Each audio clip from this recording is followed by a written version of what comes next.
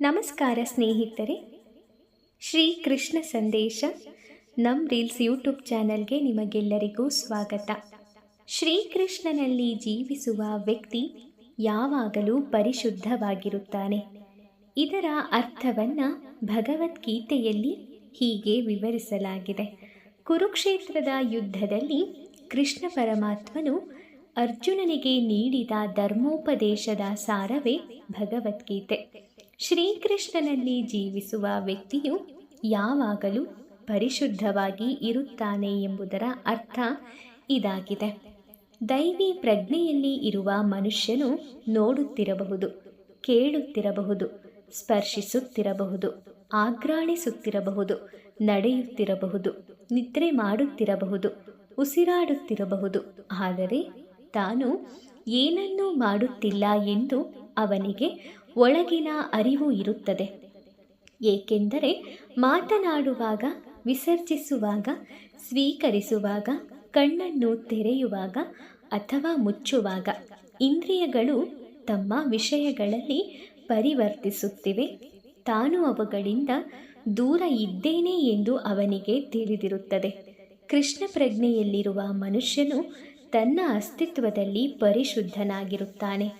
ಪರಿಣಾಮವಾಗಿ ಕರ್ತೃ, ಕಾರ್ಯ, ಸನ್ನಿವೇಶ, ಪ್ರಯತ್ನ ಮತ್ತು ಅದೃಷ್ಟ ಈ 5 ನಿಕಟ ಮತ್ತು ದೂರ ಕಾರಣಗಳನ್ನು ಅವಲಂಬಿಸುವ ಯಾವುದೇ ಕೆಲಸಕ್ಕೂ ಆತನಿಗೂ ಸಂಬಂಧ ಇರುವುದಿಲ್ಲ. ಇದಕ್ಕೆ ಕಾರಣವೇನೆಂದರೆ ಅವನು ಕೃಷ್ಣನ ಪ್ರೀತಿಪೂರ್ವಕ ಅಲೌಕಿಕ ಸೇವೆಯಲ್ಲಿ ನಿರತನಾಗಿ ಇರುತ್ತಾನೆ. ಆತನು ತನ್ನ ದೇಹ ಮತ್ತು ಇಂದ್ರಿಯಗಳಿಂದ ಕೆಲಸ ಮಾಡುತ್ತಿರುವಂತೆ ಕಂಡರೂ ಆತನಿಗೆ ತನ್ನ ನಿಜವಾದ ಸ್ಥಿತಿಯ ಅರಿವು ಇರುತ್ತದೆ. ಆಧ್ಯಾತ್ಮಿಕ ಕರ್ತವ್ಯದಲ್ಲಿ ನಿರತನಾಗಿರುವುದೇ ಆ ಸ್ಥಿತಿ. ಐಹಿಕ ಪ್ರಜ್ಞೆಯಲ್ಲಿ ಇಂದ್ರಿಯಗಳು ಇಂದ್ರಿಯ ತೃಪ್ತಿಯನ್ನು ಪಡೆಯುವ ಯತ್ನದಲ್ಲಿ ತೊಡಗಿರುತ್ತವೆ ಮತ್ತು ಪಡೆಯುತ್ತವೆ. ಆದರೆ ಕೃಷ್ಣ ಪ್ರಜ್ಞೆಯಲ್ಲಿ ಇಂದ್ರಿಯಗಳು ಕೃಷ್ಣನ ಇಂದ್ರಿಯಗಳನ್ನು ತೃಪ್ತಿಪಡಿಸುವುದರಲ್ಲಿ ನಿರತವಾಗಿರುತ್ತವೆ. ಆದುದರಿಂದ ಕೃಷ್ಣ ಪ್ರಜ್ಞೆ ಇರುವ ಮನುಷ್ಯನು ಇಂದ್ರಿಯಗಳ ವ್ಯಾಪಾರಗಳನ್ನು ತೊಡಗಿರುವಂತೆ ಕಂಡರೂ ಅವನು ಸದಾ ಮುಕ್ತನಾಗಿಯೇ ಇರುತ್ತಾನೆ. ನೋಡುವುದು ಮತ್ತು ಕೇಳುವುದು ಇಂತಹ ಕ್ರಿಯೆಗಳು ಜ್ಞಾನೇಂದ್ರಿಯಗಳಿಗೆ ಸಂಬಂಧಪಟ್ಟವು. ನಡೆಯುವುದು, ಮಾತನಾಡುವುದು, ವಿಸರ್ಜನೆ ಮಾಡುವುದು ಮೊದಲಾದವು ಕರ್ಮೇಂದ್ರಿಯ ಕಾರ್ಯಗಳು. ಕೃಷ್ಣ ಪ್ರಜ್ಞೆ ಇರುವ ಮನುಷ್ಯನ ಮೇಲೆ ಇಂದ್ರಿಯಗಳ ಕಾರ್ಯಗಳು ಯಾವುದೇ ಪರಿಣಾಮವನ್ನು ಮಾಡುವುದಿಲ್ಲ. ತಾನು ಭಗವಂತನ ನಿರಂತರ ಸೇವಕನೆಂದು ಅವನಿಗೆ ಗೊತ್ತು. ಆದುದರಿಂದಲೇ ಭಗವಂತನ ಸೇವೆಯನ್ನು ಬಿಟ್ಟು ಬೇರೆ ಯಾವುದೇ ಕೆಲಸವನ್ನು ಅವನು ಮಾಡುವುದಿಲ್ಲ. ಈ ರೀತಿಯಾಗಿ ಭಗವದ್ಗೀತೆಯಲ್ಲಿ ಕೃಷ್ಣ ಪರಮಾತ್ಮನು ಹೇಳಿದ್ದಾನೆ. ಹಾಗೆಯೇ ಯಾರು ಸದಾಕಾಲವೂ ಭಗವಂತನ ಮಾರ್ಗದರ್ಶನದಲ್ಲಿ ಸಾಗುತ್ತಾರೋ ಅಥವಾ ಸಾಗುವವನು ಎಲ್ಲ ಜೀವಿಗಳಿಗೂ ಪ್ರಿಯನಾಗಿರುತ್ತಾನೆ. ಇದರ ಅರ್ಥವನ್ನು ಕೂಡ ನಾವು ಭಗವದ್ಗೀತೆಯಲ್ಲಿ ಈ ರೀತಿಯಾಗಿ ತಿಳಿಯಬಹುದು.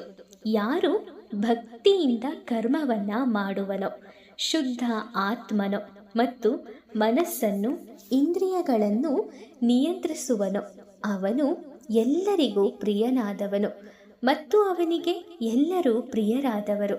ಅವನು ಕರ್ಮವನ್ನು ಮಾಡುತ್ತಿದ್ದರೂ ಅವುಗಳಲ್ಲಿ ಸಿಲುಕಿಕೊಳ್ಳುವುದಿಲ್ಲ. ಕೃಷ್ಣ ಪ್ರಜ್ಞೆಯಿಂದ ಮುಕ್ತಿ ಮಾರ್ಗದಲ್ಲಿ ಇರುವವನು ಎಲ್ಲ ಜೀವಿಗಳಿಗೂ ಪ್ರಿಯನಾದವನು ಮತ್ತು ಎಲ್ಲ ಜೀವಿಗಳು ಅವನಿಗೆ ಪ್ರಿಯರು. ಇದಕ್ಕೆ ಅವನ ಕೃಷ್ಣ ಪ್ರಜ್ಞೆಯೇ ಕಾರಣ. ಮರದ ಎಲೆಗಳು ಮತ್ತು ಕೊಂಬೆಗಳು ಹೇಗೆ ಮರದಿಂದ ಬೇರೆ ಅಲ್ಲವೋ ಹಾಗೆ ಕೃಷ್ಣ ಪ್ರಜ್ಞೆಯಲ್ಲಿ ಇರುವವನಿಗೆ ಯಾವ ಜೀವಿಯೂ ಕೃಷ್ಣನಿಂದ ಬೇರೆ ಅಲ್ಲ. ಮರದ ಬೇರಿಗೆ ನೀರನ್ನೆರೆದರೆ ಎಲ್ಲ ಎಲೆಗಳಿಗೂ ಕೊಂಬೆಗಳಿಗೂ ನೀರು ದೊರೆಯುತ್ತದೆ. ಅಥವಾ ಹೊಟ್ಟೆಗೆ ಆಹಾರವನ್ನು ನೀಡಿದರೆ ಚೈತನ್ಯವು ತನ್ನಿಂದ ತಾನೇ ದೇಹಕ್ಕೆಲ್ಲ ಲಭ್ಯವಾಗುತ್ತದೆ ಎಂದು ಅವನಿಗೆ ಚೆನ್ನಾಗಿ ಗೊತ್ತು. ಕೃಷ್ಣ ಪ್ರಜ್ಞೆಯಲ್ಲಿ ಕೆಲಸ ಮಾಡುವವನು ಎಲ್ಲರಿಗೂ ಸೇವಕನಾದ್ದರಿಂದ ಎಲ್ಲರಿಗೂ ಅವನಲ್ಲಿ ಬಹಳ ಪ್ರೀತಿ ಇರುತ್ತದೆ. ಪ್ರತಿಯೊಬ್ಬರಿಗೂ ಅವನ ಕೆಲಸದಲ್ಲಿ ತೃಪ್ತಿಯಾಗುವುದರಿಂದ ಅವನ ಪ್ರಜ್ಞೆಯು ಪರಿಶುದ್ಧವಾಗಿರುತ್ತದೆ. ಅವನ ಪ್ರಜ್ಞೆಯು ಪರಿಶುದ್ಧವಾಗಿ ಇರುವುದರಿಂದ ಅವನ ಇಂದ್ರಿಯಗಳು ಹಿಡಿತದಲ್ಲಿ ಇರುತ್ತವೆ. ಅವನ ಮನಸ್ಸು ಯಾವಾಗಲೂ ಕೃಷ್ಣನಲ್ಲಿ ನೆಲೆಸಿರುವುದರಿಂದ ಅವನು ಕೃಷ್ಣನನ್ನು ಬಿಟ್ಟು ಬೇರೆ ವಿಷಯಗಳಲ್ಲಿ ತೊಡಗುವ ಸಾಧ್ಯತೆಯೇ ಇಲ್ಲ. ಕೃಷ್ಣನನ್ನು ಕುರಿತ ವಿಷಯಗಳು ಬಿಟ್ಟು ಬೇರೇನನ್ನು ಕೇಳಲು ಅವನು ಇಷ್ಟಪಡುವುದೂ ಇಲ್ಲ. ಕೃಷ್ಣನ ಪ್ರಸಾದವನ್ನು ಬಿಟ್ಟು ಬೇರೇನನ್ನು ತಿನ್ನಲು ಇಷ್ಟಪಡುವುದಿಲ್ಲ. ಕೃಷ್ಣನಿಗೆ ಸಂಬಂಧವಿಲ್ಲದಿರುವ ಯಾವ ಸ್ಥಳಕ್ಕೂ ಅವನು ಹೋಗಲು ಇಷ್ಟಪಡುವುದಿಲ್ಲ. ಆದುದರಿಂದ ಅವನ ಇಂದ್ರಿಯಗಳು ಹತೋಟಿಯಲ್ಲಿ ಇರುತ್ತವೆ. ಇಂದ್ರಿಯಗಳನ್ನು ನಿಯಂತ್ರಿಸುವವನು ಯಾರನ್ನು ನೋಯಿಸಲು ಸಾಧ್ಯವಿಲ್ಲ. ಹಾಗಾದರೆ ಅರ್ಜುನನು ಯುದ್ಧದಲ್ಲಿ ಇತರರನ್ನು ಏಕೆ ನೋಯಿಸಿದ? ಅವನು ಕೃಷ್ಣ ಪ್ರಜ್ಞೆಯಲ್ಲಿ ಇರಲಿಲ್ಲವೇ ಎಂದು ಕೇಳಬಹುದು. ಆದರೆ ಅರ್ಜುನನು ಮೇಲ್ನೋಟಕ್ಕೆ ಮಾತ್ರ ಇತರರನ್ನ ನೋಯಿಸಿದಂತೆ ಕಾಣುತ್ತಾನೆ. ಏಕೆಂದರೆ ಆಗಲೇ 2ನೇ ಅಧ್ಯಾಯದಲ್ಲಿ ನಾವು ತಿಳಿದುಕೊಂಡಿರುವಂತಹ ಪ್ರಕಾರವಾಗಿ ರಣರಂಗದಲ್ಲಿ ನೆರೆದಿದ್ದವರೆಲ್ಲರೂ ಪ್ರತ್ಯೇಕ ವ್ಯಕ್ತಿಗಳಾಗಿಯೇ ಬದುಕಿಯೇ ಇರುತ್ತಾರೆ. ಏಕೆಂದರೆ ಆತ್ಮವನ್ನು ನಾಶ ಮಾಡುವುದಕ್ಕೆ ಸಾಧ್ಯವಿಲ್ಲ. ಆದುದರಿಂದ ಆತ್ಮದ ದೃಷ್ಟಿಯಿಂದ ಕುರುಕ್ಷೇತ್ರದ ರಣಭೂಮಿಯಲ್ಲಿ ಯಾರೂ ಸಾಯಲೇ ಇಲ್ಲ. ಸ್ವತಃ ಅಲ್ಲಿದ್ದ ಕೃಷ್ಣನ ಆಜ್ಞೆಯಂತೆ ಅವರ ಉಡುಪುಗಳು ಮಾತ್ರ ಬದಲಾದವು. ಆದುದರಿಂದಲೇ ಕುರುಕ್ಷೇತ್ರದ ಯುದ್ಧ ಭೂಮಿಯಲ್ಲಿ ಹೋರಾಡಿದಾಗ ಅರ್ಜುನನು ನಿಜವಾಗಿಯೂ ಹೋರಾಡುತ್ತಿರಲಿಲ್ಲ. ಆತನು ಸಂಪೂರ್ಣ ಕೃಷ್ಣ ಪ್ರಜ್ಞೆಯಲ್ಲಿ ಇರುತ್ತಾ ಕೃಷ್ಣನ ಆಜ್ಞೆಯನ್ನು ನಿರ್ವಹಿಸುತ್ತಿದ್ದ ಮಾತ್ರ. ಇಂತಹ ಮನುಷ್ಯನು ಕರ್ಮದ ಪ್ರತಿಕ್ರಿಯೆಗಳಲ್ಲಿ ಸಿಲುಕಿಕೊಳ್ಳುವುದೇ ಇಲ್ಲ ಎಂದು ಭಗವದ್ಗೀತೆಯು ನಮಗೆ ವ್ಯಾಖ್ಯಾನಿಸುತ್ತದೆ. ಹಾಗಾಗಿ ನಾವಿಲ್ಲಿ ತಿಳಿಯಬೇಕಾದ ಪ್ರಮುಖ ವಿಚಾರವೂ ಇಷ್ಟೇ.